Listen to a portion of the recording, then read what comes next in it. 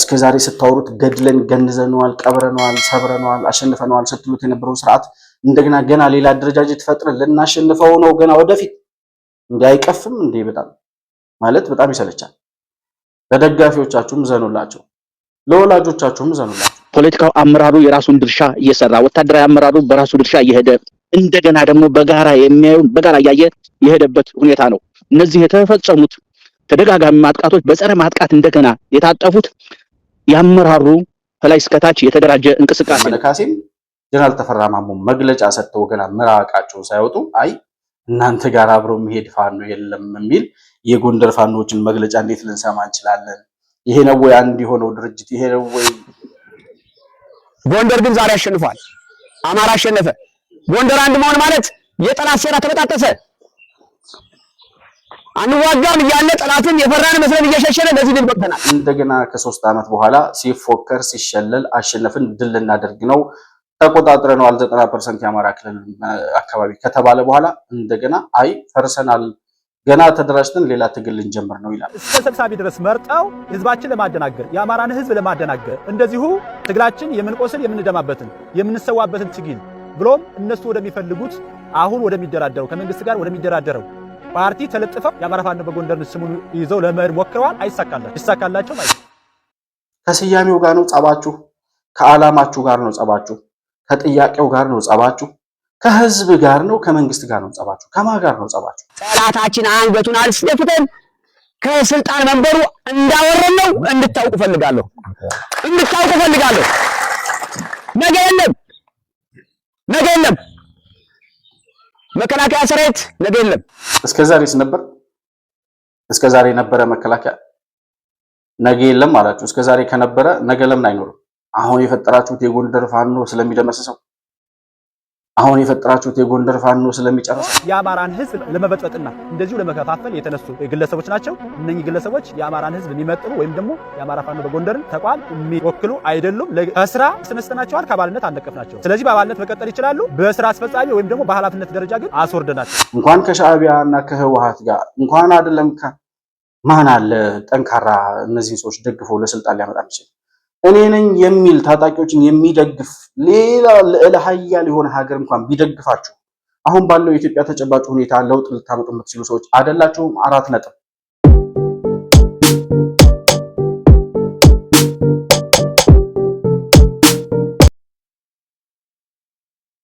ሰላም ለእናንተ ይሁን። የተከበራችሁ የመሆን መልቲሚዲያ ቤተሰቦች እንደምን አላችሁ? ብሩክ የሾርቅ አሰፋ ነኝ ከመሆን መልቲሚዲያ የዛሬውን ዕለታዊ ፕሮግራማችንን ይዘን ቀርበናል። በዛሬ ፕሮግራማችን በአማራ ክልል እየተንቀሳቀሰ የሚገኘው የሽብር ቡድን የአማራው ሸኔ የሚባለው ማለት ነው እየተሰባበረ ወደ መጨረሻው እየሄደ ያለበት ሁኔታ ያለ ይመስላል። እኛም በዛሬ ፕሮግራማችን ይሄንን ነው የምንቃኘው። ምን ተፈጠረ በአማራ ፋኖ መካከል ለሚለው ጉዳይ የጎንደር ፋኖ ነን የሚሉት በነ ደረጀ በላይ የሚመራው አደረጃጀት ከነዘመነ ካሴ አደረጃጀት ተገንጥለናል ተለይተናል ብለው ራሳቸውን በትላንትናው ዕለት አሳውቀው ነበር። ዛሬ ደግሞ በቪዲዮ አስደግፈው ያወጡት መግለጫ አለ። እሱን የምንመለከት ይሆናል። በነ ደረጀ በላይ ደግሞ ራሳቸውን ከነዘመነ ካሴ አግልለናል ባሉት በነ ደረጀ በላይ ላይ ራሱ ተቃውሞ ያነሱ እነ ደረጀ በላይ የፈጠሩት አዲስ አደረጃጀት የጎንደር ፋኖን አይወክልም የሚሉ ደግሞ ሌሎች የጎንደር ፋኖ ነን የሚሉ ሰዎች ደግሞ ወጥተዋል። በመጀመሪያ ከነዘመነ ካሴ ተለይተናል ያሉበት ምክንያት፣ አዲስ አደረጃጀት ፈጥረናል ያሉበት ምክንያት ምንድነው? እንዲሁም ደግሞ አሁን የተፈጠረውን አዲስ የጎንደር ፋኖ አደረጃጀት ተቃውመው ሌላ አደረጃጀት ነው የምንፈጥረው አሁን የተመረጡት ሰዎች አይመሩንም የሚሉት ሰዎች ደግሞ ምክንያታቸው የሚለውን ጉዳይ በትኩረት የምንመለከት ነው የሚሆነው። ባነሳነው ሐሳብ ላይ ያላችሁን የግል አስተያየት በኮሜንት መስጫው ላይ ልታሰፍሩልኝ ትችላላችሁ። መሆን መልቲሚዲያን ላይክ፣ ሰብስክራይብ እና ሼር ማድረጋችሁን ሳትረሱ በሱፐር ቻት እና በሱፐር ስቲከር እንዲሁም የቻናላችን አባል ወይም ሜምበር ቤተሰብ በመሆን ድጋፍ ልታደርጉልን እንደምትችሉ እያስታወስኩኝ ከፕሮግራማችን ጋር አብራችሁ እንድትቆዩ በአክብሮት እጋብዛለሁ።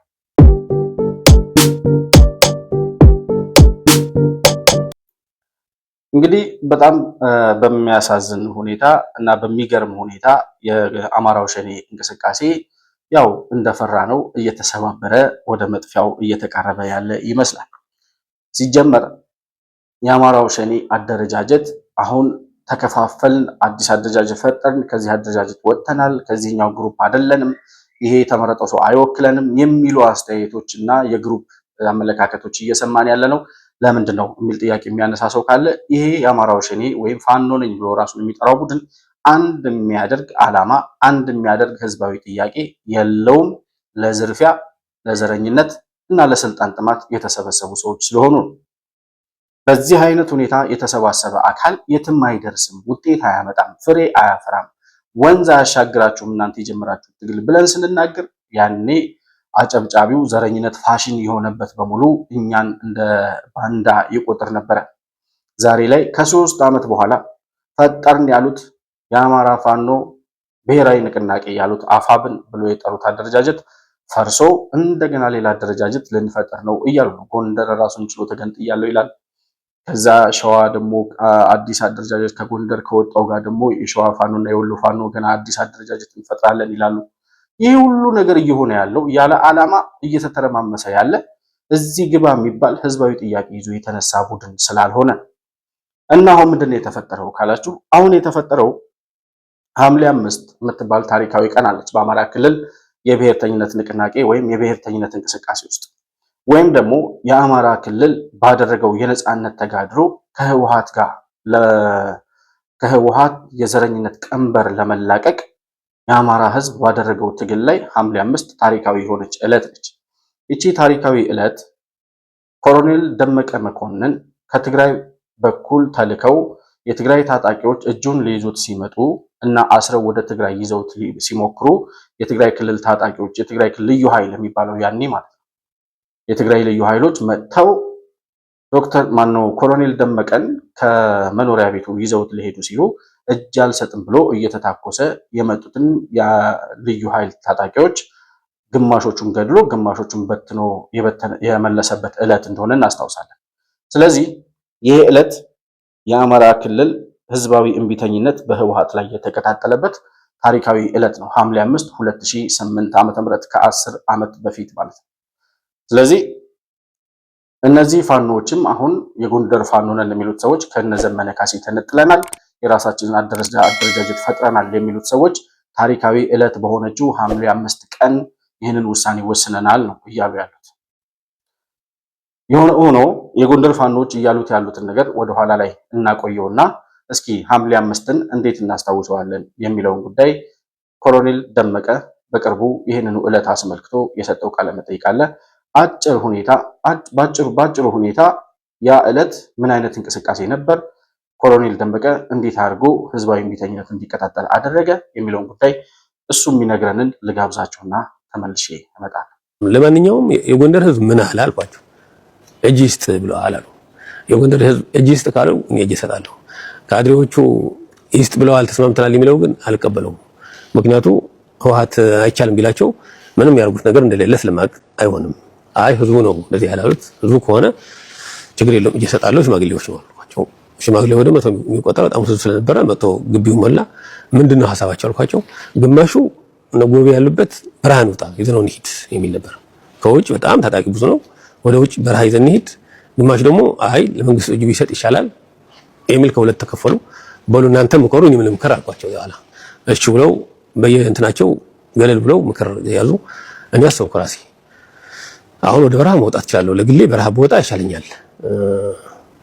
በረሃ በወጣ ግን አሸባሪ በሚል የኔ ኮሚቴም የኔም ደጋፊ ማህበረሰብ እያሰሩ የገደሉም ሊመችላቸው ይችላል። ስለዚህ ዋጋ በከፍል እኔ ብቻዬ ነው የፍትሃዊ የሆነ ፍርድ ቢደርስብኝ እኔ ነው የምገደለው። ብገደል ችግር የለውም፣ ህዝቡ እጅ ይስጥ ብለኝ ብሞት ችግር የለውም። ቢያንስ ኮሚቴውን ይድናል። አዎ ኮሚቴው ሌላው ግን ይድናል በሚል ነበር የወሰንኩት። ጊዜ መጡ። ምን አስባቸው አልኳቸው። በቃ ግማሻችን በረሃን ሂድ የሚል ነው፣ ግማሽ ደግሞ እጅ ይስጥ የሚለው ግን ያንተ ውሳኔ እንስማ ብለናል አሉ። ወለኔ በረሃ ምትሉት በረሃ አልሄድም፣ እጄ ለህዝብ እሰጣለሁ፣ እንዲያም ሆነው በጋራ እንያልኳቸው እሻሉ። ወጣን ይሆና ጎንደር ላይ በሽምግልና ያው ኮሚቴው መዳን አለበት፣ ኮሚቴው ድኖ እኔ ፍርድም ከሆነ ሞትም ከሆነ ቀበላለሁ ብለው እንደዛ አድርገው ከገቡ በኋላ በመጨረሻ ወደ አዲስ አበባ ለመውሰድ በጣም ብዙ ጊዜ ይመጡ ነበር። ህዝቡና አደባባይ የወጣ አስፋልት እየዘጋ በአት ብዙ ነገር ነበር። እሱ ነገር ቢያስታውሱት ብዬ ነው። እንደ እውነት ከሆነ የጎንደር ህዝብ ላይ ያንን ታሪክ መቼም አይነት ትብብር አልተሰራም። ወደፊትም ይሰራል ወይ የሚለው አላውቅም። እንዳሁኑ እግዚአብሔር ተጨምሮበት ከሆነ ብዙ ሌላ ተአምርም ይፈጥር ይሆናል። የዚያን ጊዜ የነበረ ተአምር ግን የሚገርም ነገር ነው በኔ እይታ ማለት ነው። እና ዛን ጊዜ ከወጣሁ ከዛ ከምታኩስበት ከደሳ ላይ ከወጣሁ በኋላ ከንቲባ ቢሮ ነበረ፣ አቶ ተቀባ ተባበል ነበረ ከንቲባው። ዛን ጊዜ ቁጭ እንዳልን ምን ይሆን የሚለው ውይይት ነበረን። ምን ይሆን የሚለው አንድ የባሌን ካድሬ ወደ ፖሊስ ጣቢያ ይግባ አለ። እኔ በጣም ዛን ጊዜ አሁን ሰው መናገሩ ብዙ አስፈላጊ አይደለም ማለት ነው። እኔ አሁን ዛን ጊዜ እኔ ምን ይያለው ክላሽ ነው የሰጠኋቸው እንጂ አንድ ሽጉጥ ይያለው 2 ቦምብ ይያለው። በኋላ ትንሽ ነው የቀረ ክላሽ ይዟል ሰውየው። ፖሊስ ጣቢያ ይግባ አለ።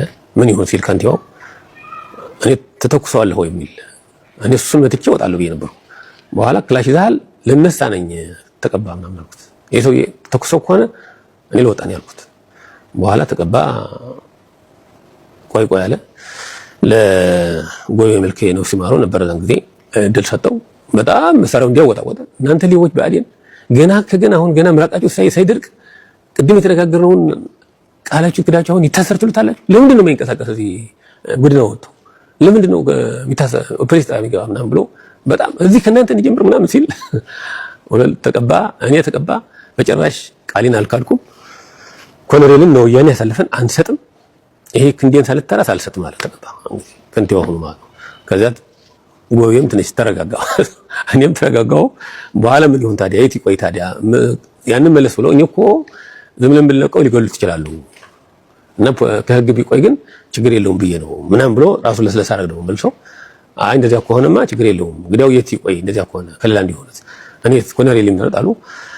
እኔ ከዋኛው ኃይል ከጸረ ሽብር የሚባለው ነበረ ከነሱ ጋር አሃዱ ጋር ብቆይ ይሻለኛል አልኩት። ዋኛው ተቀበለኝ። ጎን ኮሚሽነር ያለው የህወሓት እብሪት በዚህ መልኩ ነበር የተነፈሰው። የህወሓት እብሪት መተንፈሱ ብቻ ሳይሆን የአማራ ህዝብ ህዝባዊ እምቢተኝነቱን እንዲቀላቀል በተለይም ኦሮሚያ ክልል ቀድሞ ተለኩሶ በነበረው እሳት ላይ የኦሮሞ ደም የኛም ደም ነው የሚሉ የጎንደር ልጆች አደባባይ ሲወጡና ህወሓት መግቢያ ቀዳዳ ሲጠፋው ውሃ ውስጥ ወንዝ ውስጥ የገባች አይጥ ይመስል በቃ ወደ መጨረሻ እስትንፋሱ ሊቋረጥ የተቀጣጠለበት እሳት ሊበላው ጫፍ ላይ የደረሰበት ዕለት እንደነበር እናስታውሳለን። እና ይሄ ዕለት በእውነትም የአማራ ህዝብ ከህወሓት ቀንበር የተላቀቀበት ወይም ለመላቀቅ የመጀመሪያውን ችቦ የለኮሰበት እጅህን ስጥ ሲባል ኮሎኔል ደመቀ እጄን አልሰጥም እሞታለሁ እንጂ ብሎ በዚህ ደረጃ ተጋድሎ ከዚያ በኋላ ህዝባዊ እምቢተኝነቱ በመላው አማራ ክልል እንዲቀጣጠል ከኦሮሚያ ክልል ጋር ከነበረው ህዝባዊ እምቢተኝነት ጋር በጋራ ሆኖ ህወሓት ተገልብጦ ወደ መቀሌ እንዲሸሽ የተደረገበት የመጀመሪያዋ የድል ችቦ የተለኮሰችበት ዕለት ነበር። ስለዚህ አሁን የጎንደር ፋኖች እያሉ ያሉት ምንድነው? በዚህ ታሪካዊ ዕለት ሐምሌ 5 ቀን ላይ መተን እስከዛሬ ድረስ አንድ የሆነ አደረጃጀት ይኖረን፣ የጎንደር ፋኖ አንድ የሆነ አመራርና አደረጃጀት ሊኖረው ይገባል በሚለው እንቅስቃሴ ውስጥ ስንታገል ቆይተን ነበረ። ስለዚህ አሁንም ይችን ታሪካዊ ዕለት ምክንያት በማድረግ እስከዛሬ ያላደረግነውን ነገር ዛሬ ለመፍጠር ተገደናል ወይም ችለናል ነው የሚሉት እነሱ። ነገር ግን አንድ ጀነራል ተፈራ የሚባል ሰውዬ ደግሞ አለ። የፋኖ ታጣቂ ነኝ የሚል አይደለም፣ የታጣቂው አመራር ነኝ የሚል የአማራ ፋኖ ብሔራዊ ንቅናቄ የወታደራዊ አመራር ነው ኃላፊ ምናምን። እሱ ሰውዬ በቅርቡ ሮሃ ሚዲያ ላይ ቀርቦ የተናገረውን ቃለ መጠይቅ እናስታውስ ነበር። እንዴት ነው ፋኖ እስከዛሬ ድረስ ሊዘልቅ የቻለው የሚለውን ነገር ስታነሳለት በጣም ወጥ በሆነ አደረጃጀት መዋቅራዊና ተዋረዳዊ በሆነ አመራር ከታች ያለው ከላይ ያለውን ትዕዛዝ ሰምቶ በኃላፊዎች የሚሰጠውን አመራር የሚቀበል ታጣቂ ስላለና የታጣቂዎችን መብትና ግዴታ የሚወጣ ኃላፊና አመራር ስላለ በዚህ ደረጃ የተደራጀ ድርጅት ስላለን በዛ ምክንያት ነው እስከዛሬ ድረስ እየታገልን የቆየን ይላል። የውይይቱ መካከል እንዴት ሆነን አንድ ጠንካራ ድርጅት እንደ አማራ እናቆም የሚል ነበር። እነዛ ውሳኔዎች ናቸው እንግዲህ እነዚያ ተደጋጋሚ ውይይቶች ነው ወደዚህ ድርጅታዊ ኃይል ያመጣው። ይሄ ነው አንዱ በዋነኛነት እንጂ በአንድ ጊዜ ቦግ ያለ ነገር አይደለም። የብዙ ስራዎች ጥርቅምና ሂደት ነው ለማለት ነው። እንግዲህ አሁን እንደዚህ ድርጅት ከቆመ በኋላ በዋነኛነት ፖለቲካዊ መዋቅሩና ወታደራዊ መዋቅሩን በመዘርጋት አንድ ጠንካራ ቀጣይነት ያለው ስራ የተለያዩ ነገሮች ቢፈጠሩም ምንም ሊገድበው በማይችልበት የተደራጀ አመራር እየሰጠ ነው። አንዱ የመጀመሪያው የድርጅታዊ ኃይሉና ጥንካሬ ይሄ ነው።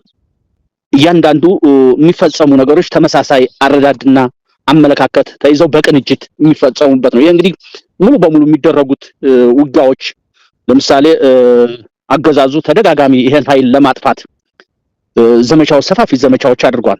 ያለ የሌለ ኃይሉ ሙሉ በሙሉ ማለት በሚችል ኃይሉን እያስገባ እዚህ ኃይል ላይ ተረባርቧል። ይሄን የመከተው ግን በተደራጀ ሁኔታ እንደ ድርጅት ፖለቲካው አመራሩ የራሱን ድርሻ እየሰራ ወታደራዊ አመራሩ በራሱ ድርሻ እየሄደ እንደገና ደግሞ በጋራ እያየ የሄደበት ሁኔታ ነው። እነዚህ የተፈጸሙት ተደጋጋሚ ማጥቃቶች በጸረ ማጥቃት እንደገና የታጠፉት ያመራሩ ከላይ እስከታች የተደራጀ እንቅስቃሴ ነው።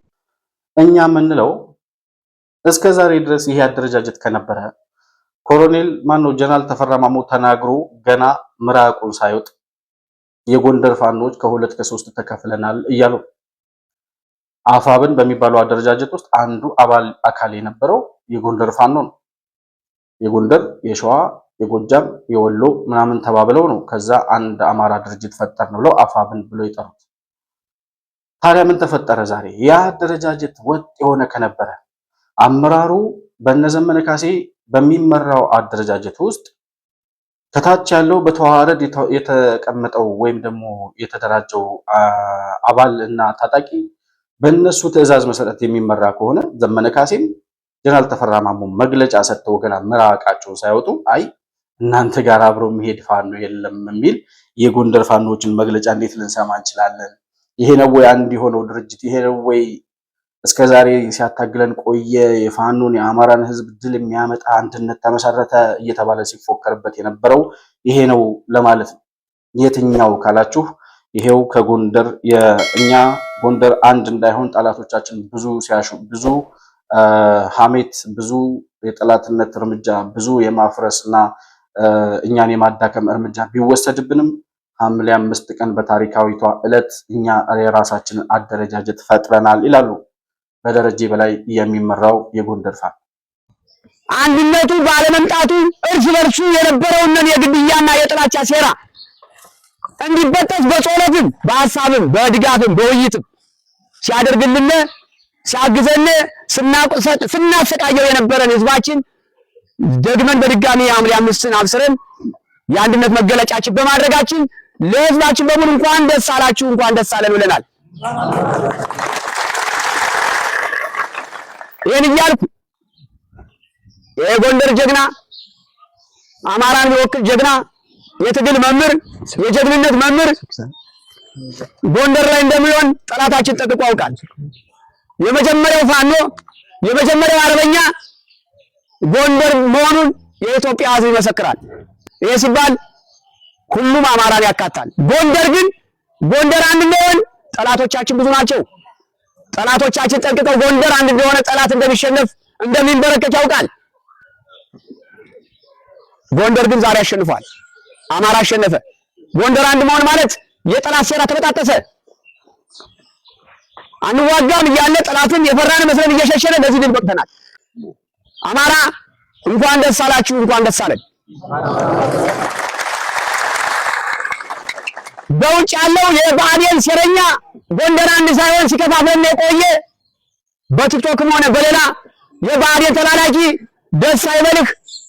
የጎንደርና አንድነት ፈላጊ በጸሎትም በሐሳብ ስትጨነቅ የነበርክ በውስጥም በውጭም ያለ ህዝብ እንኳን ደስ አለ። ትግላችን እንደምናሸንፍ ህዝባችን ይመሰክራል። የዚህ ያለፋ ነው ትመሰክራላችሁ። አንድ ባለመሆን ትግላችን ቀዝቅዞ ቆይቷል። ለማን ነው የምታገለው? የአንድነት ምዕራፋችን የአንድነት ግንባራችን ሳይወሰን አንድ አርጉን ያለዛ አንዋጋም እያላችሁ ጠላታችን ያሸነፈ መስሎ በጎንደር መሬት እየተንሳፈፈ ይገኛል። የመግቢያ ቀዳዳ አጥቶ የነበረው ብልጽግና ሆነ መከላከያ ሰራዊቱ እንዲሁም አይደለም አድማ በተናና ሚሊሻ እስከ ፌደራል የነበረው ብልጽግና ሲርበደበድ እንደነበረ ሁላችሁ ታውቃላችሁ። ያ ድል አሁንም ነገር መጀመር አለበት። ያ ድል ከነገ መጀመር አለበት። ተሳስበው የመጀመሪያው ትግል ለአማራ ግንባር ቀደም ትሆናለህ ብዬ ማስገንዘብ ፈልጋለሁ። የማይተማመን ባልንጀራ በየወንዙ ሲማማል ይኖራል ይባላል።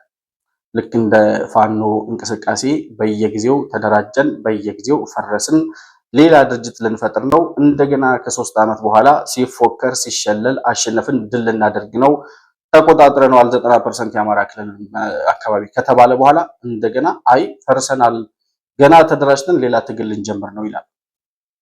እንዲህ አይነት ውሃ ቢወቅጡት እንቦጭ እየፈጩ ጥሬ አድሮ ቃሪያ ከርሞ ጥጃ። እስኪ ሌላ ተረት ጨምሩላቸው ለነዚህ።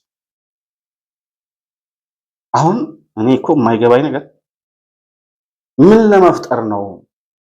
አዲስ አደረጃጀትን ፈጠራችሁ፣ 3 ዓመት ከ6 ወርም እስከ ዛሬ ድረስ ቆያችሁ። ምን ተፈጠረ? ምን አገኛችሁ? ሲቀጥል ምን ያወራል ሰውዬ? ከመከላከያ ሰራዊት ጋር ይላል። መከላከያ ሰራዊት ጠላቶቻችን የሚላቸው መከላከያ ሰራዊት ነው፣ የመንግስትን ኃይል የጸጥታ ኃይሎች እና ጠላቶቻችን የፈራን መስለን አንዋጋም ብለን እየሸሸን እስከዛሬ ድረስ ደርሰናል ይላል። እስከዛሬ የተዋጋችሁ አልነበረም? እኛ እኮ እየተዋጋችሁ ድል እያደረጋችሁ መስሎን ነበረ። አቶ ደረጀ የጎንደር ፋኖች እኛ እኮ እየተዋጋችሁ ነው ድል እያደረጋችሁ ነው የሚል ዜና ነው እኮ የሚነግሩን እነ መሳይ መኮንን። እናንተ ለካ የፈራችሁ መስላችሁ እየሸሻችሁ ነበር፣ ግን የሸሻችሁት ፈርታችሁ አልነበረም። ይሁን እሺ ፈርታችሁ አይደለም ብለን እናስበውና ግን እስከዛሬ እየተዋጋን አልነበረም እያለ ነው ደረጀ በላይ የሚባለው ሰውዬ። እና እስከዛሬ ድረስ እኛ ግለሰቦች መሀላችን ሴረኛ ገብቶ ይላል። እነ ዘመነ ካሴ የሚመጡና መሀላችን ሴረኛ ገብቷል ይላል። ጀነራል ተፈራ ማሞ ይመጣና ከመንግስት በላይ ያስቸገረን የውስጥ ሴረኛው ነው ይላል። የጎንደር ፋኖች ይመጡና እስከዛሬ ድረስ በውስጣችን ተፈጥሮ በነበረ ሴረኛ ምክንያት ህዝባችንን በድለናል፣ ሀብቱን አውድመናል፣ ብዙ አሰቃይተነዋል፣ ይቅርታ እንጠይቃለን ይላሉ። ይቅርታ ከጠየቅና ወደ ሰላም በቃ እስከዛሬ የተፈጠረው በደል ግፍና መከራ ይበቃል ካላችሁ ወደ ሰላም፣ እንደገና ለዝርፊያ ሌላ አደረጃጀት፣ እንደገና ለግድያ፣ እንደገና ለወንጀል፣ እንደገና አብሮ ለመጥፋት ምን ማለት ነው? ህዝቤን ጎድቻለሁ፣ በድያለሁ፣ እስከዛሬ 3 ዓመት ከምናምን የህዝቤን ንብረት አውድሜያለሁ፣ ሰላሙን ነስቼዋለሁ፣ ብዙ ሰዎች ተገድለዋል፣ ንጹሃን ተማሪዎች ትምህርት ቤት እንዳይሄዱ ተከልክለዋል፣ ስለዚህ አጥፍተናል፣ ይቅርታ እንጠይቃለን ያለ ሰው ወደ ሰላም ይመጣል። እንደገና እናንተ በሚመቻችሁ መሰረት ለዝርፊያም፣ ለቅሚያም፣ ለሌብነቱም፣ ለስልጣኑም ያው ላለችው ለዛች ለፋኖ የምትሏት አደረጃጀት ማለት ነው ያችን አደረጃጀትም የሌብነት አደረጃጀት ለመምራት በምታደርጉት የስልጣን ሽኩቻ እንደገና ሌላ ቡድን ፈጥራችሁ ደግሞ ህዝብ ከምታሰቃዩ እስከዛሬ ያደረግነው በደል ይበቃል ካላችሁ ለምን ወደ ሰላም አትመጡ? እውነት ተሰምቷችሁ እውነት የህዝቡ ስቃይ ገብቷችሁ ከሆነ ማለት ነው። ግን አይመስለኝም። እስከዛሬም እነዚህ ሰዎች እያሸነፍን ነው ድል እያደረግን ነው ምናምን እያሉ ሲፎክሩ ነበረ። አሁንም ከ3 ዓመት በኋላ ምንድን ነው የሚያወራው ይሄ ሰውዬ? ከእንግዲህ በኋላ እንደ አንድ ቤተሰብ ልጅ እንደ አንድ ሰው ልጅ ሆነን ይላል። አሁን የተፈጠረው አደረጃጀት እንደ አንድ ሰው ልጅ ሆኖ እንደ አንድ ሰው በአንድ ሰው ልብ አስበን በአንድ ጆሮ ሰምተን አሁን የአማራን ህዝብ ትግል ወደፊት የምናረጋግጥ የምናራምድበት ጠላቶቻችንን የምናሸንፍበት ጫፍ ላይ ደርሰናል ይላል እና መከላከያ ነገ የለም ይላል። መከላከያ ሰራዊት ነገ የለም። እኛ ግለሰቦች መሀላችን ላይ ሴረኛ ገብቶ ያወቀንም ሳናወቀም ያጠፋነው ጥፋት እናንተን ሊፈረካክስ ትግላችንን ወደኋላ ሊጎትት ማናጣቸው እንድናጣቸው አድርገን ቆይተዋል። በዚህ ምክንያት ህዝባችንም ተበድሏል። ህዝባችን በድለናል። አንገቱን አስደፍተናል። ወደኋላ መልሰናል። ንብረቱን አውድመናል። ሞራሉን ጎድተናል። የአማራ ህዝብ እንደ መጀመሪያ የጎንደር ህዝብ ይቅርታ ልንጠይቀው ይገባናል። እኔ ከዚህ መድረክ ቆሜ ህዝቤን ይቅርታ ጠይቃለሁ። በጎንደር አንድነት የተካተታችሁ አመራርም አሁንም እንድትመሩ የተመደባችሁ ስንመራ የቆየንም እንዲሁም ሴራ የነበረብን ሴራ ተመደባችሁ ስንመራ የቆየንም እንዲሁም ሴራ የነበረብን ሴራ ተቀባይ የነበርነው አመራር መሆን አባላት ከዛሬ ጀምራችሁ የጎንደር ህዝብ ይቅርታ ልትጠይቁና ልንጠይቅ ይገባናል። ከእንግዲህ በኋላ የአንድ ሰው ልጅ ሆነን እንደ አንድ ሰው ልጅ ተነጋግረን በአንድ ዕቃ በልተን በአንድ ሐሳብ ተናግረን በአንድ ጆሮ አዳምጠን በአንድ ልብ ተሸክመን አስበን በቅርብ ቀን ያደረግናት ውይይት ለዚህ ያብቅታናለችና ይሄ ሐሳባችን ይሄ መድረክ በመድኃኔዓለም ድሮን በሰማይ በመሬት መድፍ እየተኮሰ እስከ ትናንትና 1 ኪሎ ሜትር ላይ ጠላት ቆሞ ይሄን አንድነት በማሸነፋችን ጠላታችን አንገቱን አልስደፍተን ከስልጣን መንበሩ እንዳወረን ነው እንድታውቁ ፈልጋለሁ። ነገ የለም መከላከያ ሰራዊት ነገ የለም። ምንሻ ነገ ካንተ ጋር ነው። አድማ ብተና ካንተ ጋር ነው። የብልጽግና መዋተኛና ዝቅተኛ አመራር እስካሁን ከኛ ጋር ነው። አሁን ነገ እኛ ጋር ነው። ከፍተኛ አመራር ይቀጥላል። ይሄ አንድነት ይቀጥላል። ይሄ ምክክር ይቀጥላል። ይሄ ጀግንነት ይቀጥላል። ይሄ ጀብድ ይቀጥላል። እስከዛሬስ ነበር? እስከዛሬ ነበረ መከላከያ ነገ የለም አላችሁ። እስከዛሬ ከነበረ ነገ ለምን አይኖርም? አሁን የፈጠራችሁት የጎንደር ፋኖ ስለሚደመስሰው፣ አሁን የፈጠራችሁት የጎንደር ፋኖ ስለሚጨርሰው እጅ ሰጥቶ ነው? ማርካችኋቸው ነው? ምን አድርጋችሁ ነው? እስቲ አደንዝዛችኋቸው ነው? በመተተኞቻችሁና በዛ ምንድናቸው በደብተራዎቻችሁ ድግምት በነዘመነ ካሴ ቀለበት አደንዝዛችሁት ነው መከላከያ ነገ የማይኖረው? ምን ስለሆነ ነው የማይኖረው? እስከዛሬ ለምን ኖረ? አሁን ለምን አይኖርም? እናንተ አንድ ቡድን ስለፈጠራችሁ፣ አሁን ክንዳችሁ ፈረጠመ፣ አሁን ገና ድርጅቱ ተፈጠረ፣ ገና ለገና አንድ ሆን ብላችሁ አወራችሁ፣ ገና አውርታችሁ ምራቃችሁ ሳይደርቅ መከላከያ የለም ተባለ። እንዲህ ነው ትግል፣ እንዲህ ነው ድል የሚደረገው፣ እንዲህ ነው በወሬ ሀገር የሚታመሰው። ገና ለገና አንድ የጎንደር ፋኖ ያውም እኮ ተሰብሮ የወጣ ሽራፊ አደረጃጀት ፈጠርን ብለው ነገ መከላከያ የለም፣ ሚሊሻውና አድማ በታኙ እስከዛሬም ከኛ ጋር የነበረው አሁንም እኛ ጋር ይቀጥላል ይላል። መከላከያ ግን የለም። በቃ ነገ ለምን እነ ደረጀ ብላይ ይደመሰሱታል? እኔ የአንድ እናት ልጆች አምባገነኖች ናቸው፣ የአንድ እናት ልጆች ናቸው ሲባል የምሰማው አምባገነኖች በቃ እየሞቱም ህዝብ ሊጥላቸው ጫፍ ላይ ደርሶም አምባገነን መሪዎች ህዝባችን ይወደናል እያሉ እንደሚሞቱ እናውቃለን። ከነጋዳፊም ከነሙጋቤም ተምረናል። ነገር ግን ታጣቂዎች የአንድ እናት ልጆች እንዴት አንድ ሰው አንድ አደረጃጀት አንድ ቡድን ውስጥ ያለ ሰው አረ እስከዛሬ እየዋሸን ነበር ከዚህ በኋላ መዋሸት የለብንም የሚል አንድ ሰው እንዴት አይኖርም? በጣም የሚያሳፍረው ነገር እሱ ነው። እና መከላከያ ነገ የለም። ስለዚህ ድል እናደርጋለን። ያኮረፈ እንኳን ቢኖር አሁን በዚህ አደረጃጀት የጎንደር ፋኖ ነኝ ብሎ አኩርፎ ያለ አካል እንኳን ቢኖር በዚህ አደረጃጀት ውስጥ ታቅፎ በዚህ ቡድን በዚህ ድርጅት ውስጥ ከመመራት ውጪ ሌላ እድል የለውም እና ተቀላቀሉ ይሄንን ቡድን ይላል ደረጀ። አረቆ አቶ ደረጀ ገና ይሄንን ተናግረው ሳይጨርሱ ሌላ የጎንደር ፋኖ ነን የሚሉ ሰዎች መጥተዋል እንላለን። ደሞኛ አልሰማችሁ ከሆነ የአማራ ፋኖ በጎንደር የሚባለውን ስም አሁን ተፈጠርኩ ያለው አደረጃጀት ይዞ መሄድ አይችልም የሚል ሌላ ድርጅት መጥቷል። እኛን አትወክሉንም፣ የጎንደር ፋኖ አሁንም በጎንደር ፋኖነቱ ይቀጥላል። እንግዲህ እነ ደረጀ በላይ ሲያወሩ ሰምታችኋቸው ከሆነ አፋሃድ ነው የሚሉት። አፋን እያለ ነው የሚጠራው እሱ አፋሃድ ለማለት ይመስለኛል። የአማራ ፋኖ ህዝባዊ ድርጅት የእስክንድር ነጋ ማለት ነው። እነዚህኞቹ ደግሞ ይመጡና አሁን ተመረጥን ያሉት አደረጃጀቶች እና አመራሮች ይላሉ በእኛ ውክልና ያልተሰጣቸው እኛ ያልመከርንበት ማዕከላዊ ኮሚቴው እና ስራ አስፈጻሚው ያልተሰበሰበበትና ያልተስማማበት ስለሆነ ይልቁንም የእስክንድር ነጋ ደጋፊዎች የሆኑ ሰዎች በኮሎኔል ደመቀ እየተመሩ እስክንድር ነጋ ወደፊት ስለመጣላቸው ብቻ እነሱ በፈለጉት መንገድ የፈለጓቸውን ሰዎች መርጠው አመራር አደረጉ እንጂ እኛ ውክልና አልሰጠናቸውም። የአማራ ፋኖ በጎንደር የሚለው ስያሜም አልተቀየረም። ይህንን አደረጃጀት አናውቀውም ይላል።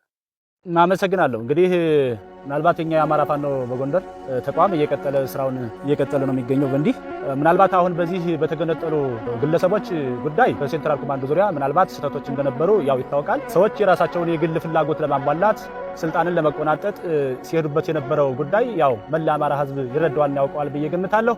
ግን ያ በነበረበት ሰዓት ምናልባት እንግዲህ የአማራ ፋኖ በጎንደር ዋና ሰብሳቢ ሆኜ እኔ ከ9 ባልደረቦች ጋርና ወይም ደግሞ አመራሮች ጋር እንደዚሁ ተወያይተን አመቻች ኮሚቴ መርጠን በአመቻች ኮሚቴ ነገሮች ሰከን ባለ መንገድ እንዲሰሩ ወይም ደግሞ ሰከን ባለ መንገድ እንዲሄድ የአማራ ሴንትራል ኮማንድ የአማራን ትግል የተረዳ በእውኑ ታጋይ እንዲመረጥ እንደዚሁ ሰከን ብለን እንሰበው የሚል መነጋገሮች ነበሩ። እነዚህ ንግግሮች ላይ ግን ምናልባት እንግዲህ ያው የነበረ ሩጫ ይታወቃል። ሁሉም የየራሱን ወይም ደግሞ የየአካባቢውን ለመምረጥ እንደዚሁ ሩጫ ነበረ።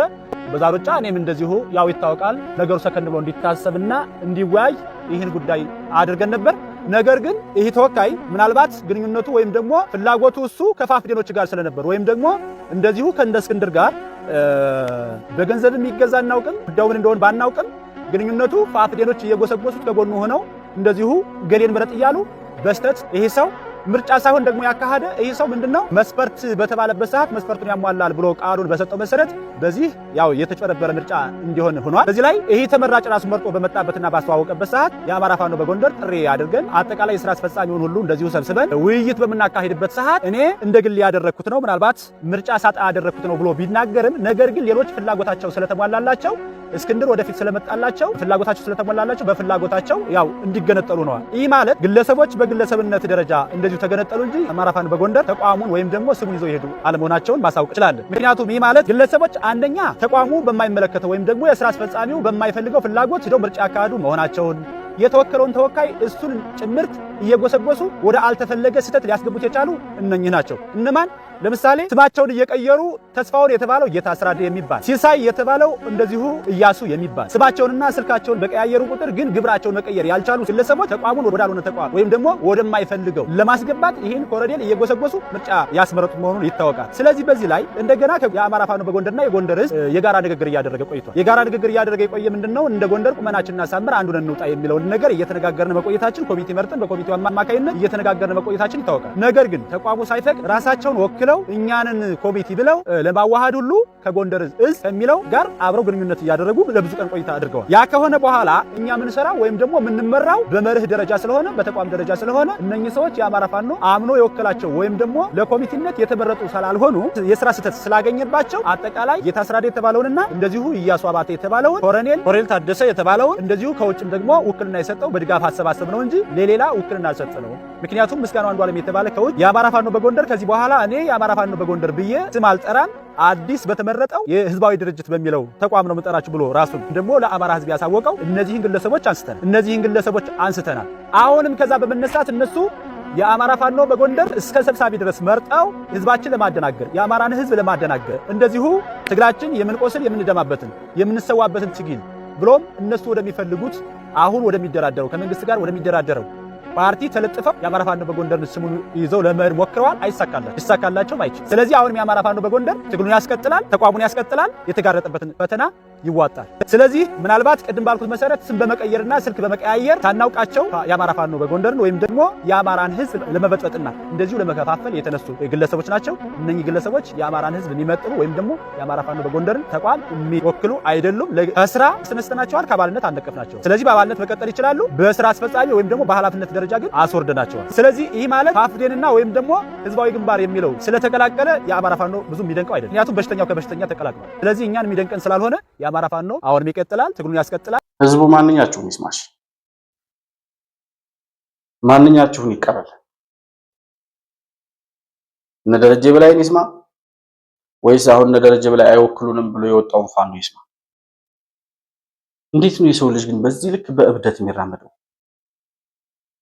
ማለት ሰው አንድ ዓመትም ብዙ ነው። አንድ ሳምንት፣ አንድ ወር፣ እሺ 2 ወር 3 ወር ሊያብድ ይችላል።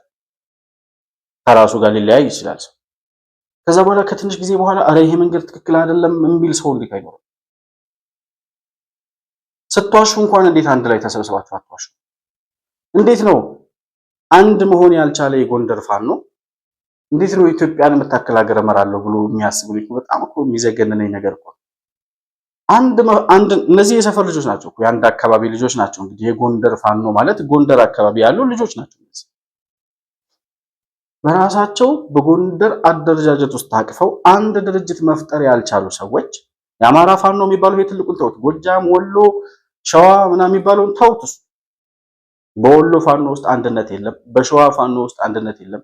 በጎጃም ፋኖ ውስጥ የለም። በጎንደር ፋኖ ውስጥ እንደምታዩት እነዚህ የጎንደር ፋኖዎች ማለት ይህን ትብብር ፈጠርን ከማለታቸው በፊት እርስ በርሳቸው ሲጋደሉ የነበሩት በተደጋጋሚ እኛም በሰራነው ቪዲዮ ላይ የከሌ እዝ የእንትናን እዝ መታው፣ የእንትና ታጣቂዎች የእንትናን ታጣቂ ገደሉ ሲባባሉ የነበሩት እርስ በርሳቸው ሲታኮሱ የነበሩ ሰዎች ናቸው። እና አንድ የጎንደር አካባቢን አደረጃጀት ሰብሰብ አድርጎ በዓላማ አጽንቶ መስመር አዘጋጅቶ በዚህ አመለካከትና በዚህ ጥያቄ ላይ ተመርኩዘን ነው ትግላችን የምናደርገው የሚል አንድ ወጥ የሆነ አደረጃጀት መፍጠር ያልቻለ የጎንደር ፋኖ ለኢትዮጵያ በቃለሁ ብሎ እንደማሰብ ስላቅ እና የክፍለ ዘመኑ ቀልድ አለ ብዬ አላስብም። ይሄ ለሸዋውም ለጎጃሙም ለወሎ ፋኖም ይሰራል። የሆነ ሆኖ ተቋሙ ሳይፈቅድላቸው እኛ ሳንወክላቸው ይላል ይሄ ሰውዬ ለተመረጡ ሰዎች እኛ ውክልና አልሰጠንም። ሁለተኛ ከመንግስት ጋር ወደሚደራደረው የጎንደር ፋኖን ስም ይዘው ለመሄድ ሞክረዋል ይላል። እነዚህ ሰዎች አሁን የእስክንድር ነጋ ፋኖ የሚባለው እንግዲህ አፋሃድ የሚባለው ድርጅት ከመንግስት ጋር ድርድር እንደሚያደርገው ይታወቃል። እና አሁን ፈጠርን ያሉት አደረጃጀት ከመንግስት ጋር ለመደራደር እንዲመቻቸው ከመንግስት ጋር የሚደራደረውን ቡድን ፈጥረው ነው የጎንደር ፋኖ የሚለውን ስም ቀይረው አፋሃድ በሚል ድርጅት ታቀፍን ብለው ለመደራደር እንዲመቻቸውና እስክንድር ነጋን ወደ አመራርነት ለመምጣት ያደረጉት እንቅስቃሴ ነው። ስለዚህ ይህ አደረጃጀት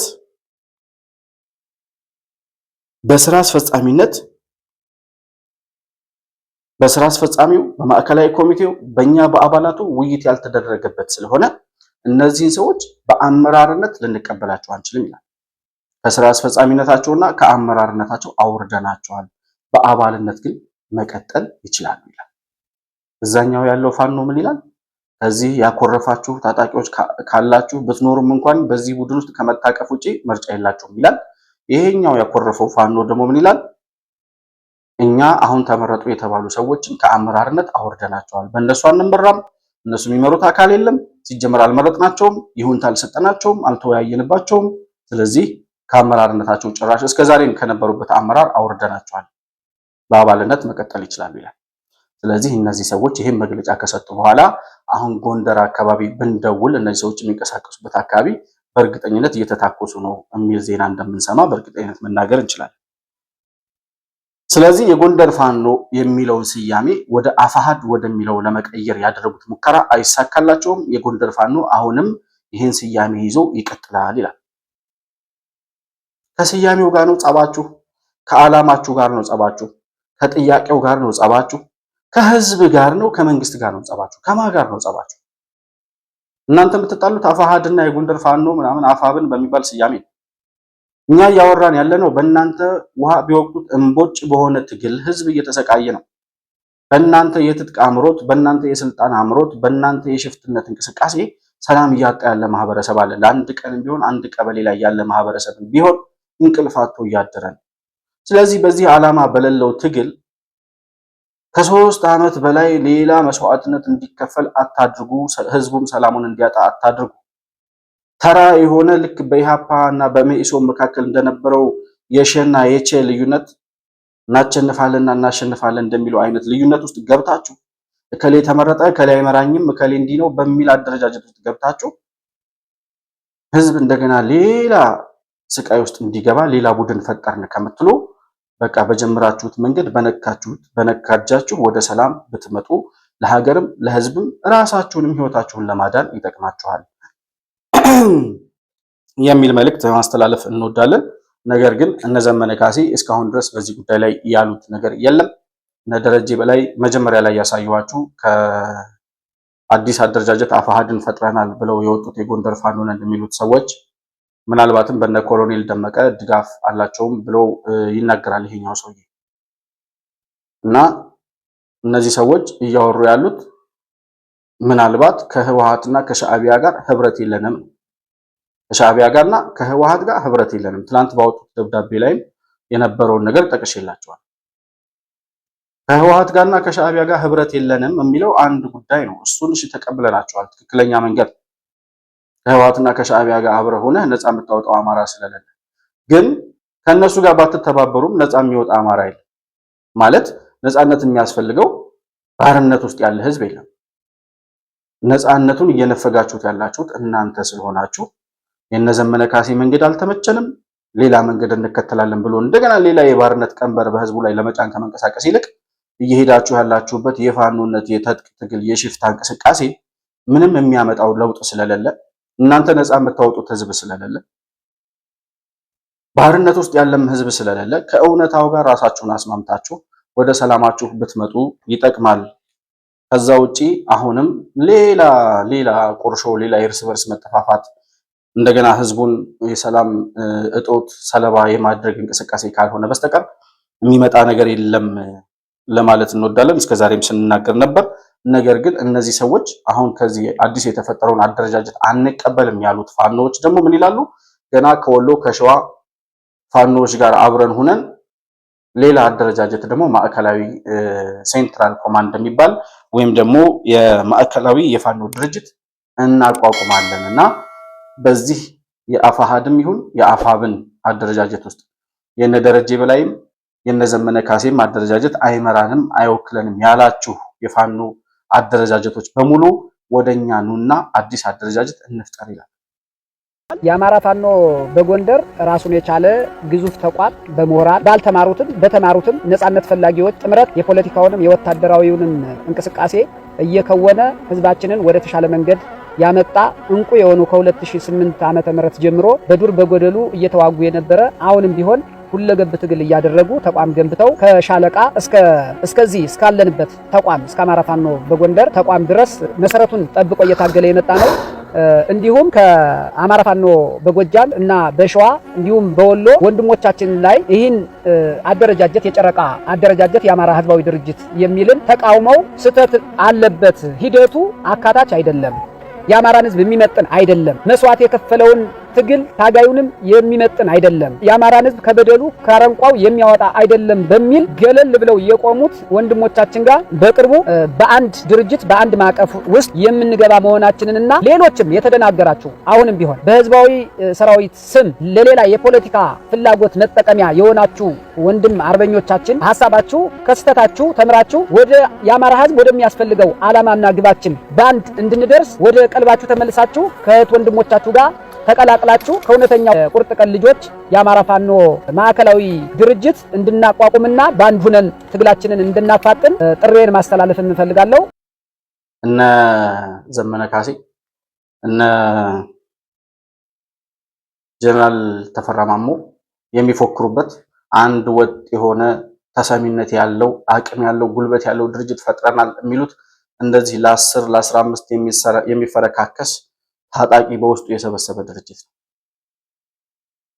ይሄ ድርጅት መጥቶ ራሱን ነፃ ማውጣት ያቃተው በራሱ በእግሩ ቆሞ መንቀሳቀስ ያቃታቸው ታጣቂዎች መጥተው የጎንደር ፋኖ በሚል ስያሜ ውስጥ አንድ መሆን ያቃታቸው ሰዎች መጥተው ኢትዮጵያን ይመራሉ የሚሉ ተምረናል የሚሉ ፖለቲካ እናውቃለን የሚሉ ሰዎች ናቸው። የሚገርመው ግን ይሄ ራሳቸውን ማዳን ያቃታቸው ሰዎች እንደው ኢትዮጵያ አደጋ ላይ እንኳን ብትሆን ኢትዮጵያን ያድናሉ ብሎ ተስፋ የሚደረግባቸው ሰዎች ናቸው ወይ? እነዚያ ገና ከ3 ዓመት ከ4 ዓመት በኋላ ገና የወሎና የሸዋን የምናምን ሰብስበን ገና ሌላ ድርጅት እንፈጥራለን። እንግዲህ እነዚህ ሰዎች እስክንድር ነጋ አፋሃድ ብሎ ወጥቶ ነበር፣ የአማራ ፋኖ ህዝባዊ ድርጅት። የነ ዘመነ ካሴ ደግሞ የጎጃም ፋኖ የሚባል ነበር፣ ያ አፋሃድ። ከዛ ስማቸው ራሱ ብዙ ስለሆነ አፋብን ከመደራጀቱ በፊት የአማራ ፋኖ ህዝባዊ ድርጅት የነ እስክንድር ነው። ከዛ በፊት የአማራ ፋኖ ህዝባዊ ንቅናቄ የሚል ነበረ። ከዚያ አሁን ሶስተኛ እንደገና ፈጠርን ያሉትና አሁን የፈረሰው አፋብን የሚባለው የአማራ ፋኖ ብሔራዊ ንቅናቄ የሚባለው። በዚህ ውስጥ ማን አሉ? የጎንደር፣ የወሎ፣ የሸዋ፣ የጎጃም የሚባሉት ፋኖች አሉ። በጎጃም ውስጥ በጣም ብዙ ሺህ ታጣቂ አለ ማለት ብዙ የቀበሌ በምናምን የተደራጀ እነዘመነን የማይሰማለ ጎጃም ውስጥ ራሱ እንትና የሸዋ ፋኖ ውስጥም እንደዛ አሁን ጀነራል ተፈራ ማሞ ሸዋ ውስጥ ነው ያለው አይደል? የሸዋ ፋኖ ውስጥ የሸዋ ፋኖ ውስጥ ሆኖ የሸዋ ፋኖ ማዘዝ አይችልም። ምን አገባን? እሱም ማያዛቸው በሸዋ ፋኖ ስም የሚንቀሳቀሱ ብዙ ታጣቂዎች አሉ። የጎንደሩም የሸዋውም የወሎውም እንደዛው ማለት ነው። ስለዚህ ገና ከ3 ዓመት በኋላ ሌላ ህዝባዊ እልቂት፣ ሌላ ህዝባዊ የህዝብን ሰላም ለመንሳት እንደገና ሌላ ዝርፊያ ለማካሄድ፣ ሌላ የንጹሃን ግድያ ለመፍጠር እስከዛሬ ያልቻላችሁትን መከላከያ ሰራዊት ገና ካሁን በኋላ እናሸንፈዋለን በሚል ተስፋ እስከዛሬ ስታወሩት ገድለን ገንዘነዋል፣ ቀብረነዋል፣ ሰብረነዋል፣ አሸንፈነዋል ስትሉት የነበረው ስርዓት እንደገና ገና ሌላ አደረጃጀት ፈጥረን ልናሸንፈው ነው ገና ወደፊት። እንዳይቀፍም እንዴ በጣም ማለት በጣም ይሰለቻል። ለደጋፊዎቻችሁም ዘኑላቸው፣ ለወላጆቻችሁም ዘኑላቸው። የእናንተ ወላጆች ናቸው በየገጠሩ የሚሰቃዩት፣ የኛ አባት እናቶች ናቸው። በየገጠሩ እርሻ ማረስ አቅቶት ገበሬው እየተሰቃየ ያለው እናንተን አጉርሶ የሚያሳድረው ቢያንስ ሽፍታ ናቸው ብሎ እጁን ያልነሳችሁ ገበሬ ነው። ስለዚህ ለህዝቡ ዘኑ። ምንም የምታመጡት ነገር የለም። እናንተ እንኳን ከሻዕቢያ እና ከህወሓት ጋር እንኳን አይደለም ማን አለ ጠንካራ እነዚህን ሰዎች ደግፎ ለስልጣን ሊያመጣ የሚችል እኔ ነኝ የሚል ታጣቂዎችን የሚደግፍ ሌላ ልዕለ ኃያል የሆነ ሀገር እንኳን ቢደግፋችሁ አሁን ባለው የኢትዮጵያ ተጨባጭ ሁኔታ ለውጥ ልታመጡ የምትችሉ ሰዎች አይደላችሁም። 4 ነጥብ። ስለዚህ ህዝብ አታሰቃዩ። በቃ የዘረፋችሁትን ዘርፋችሁ ወደ ሰላም ነው። እናንተ የዘረፋችሁትን የሚጠይቅ መንግስት የለም። እንኳን እናንተም ይሄ ህወሓትን አልጠየቅም።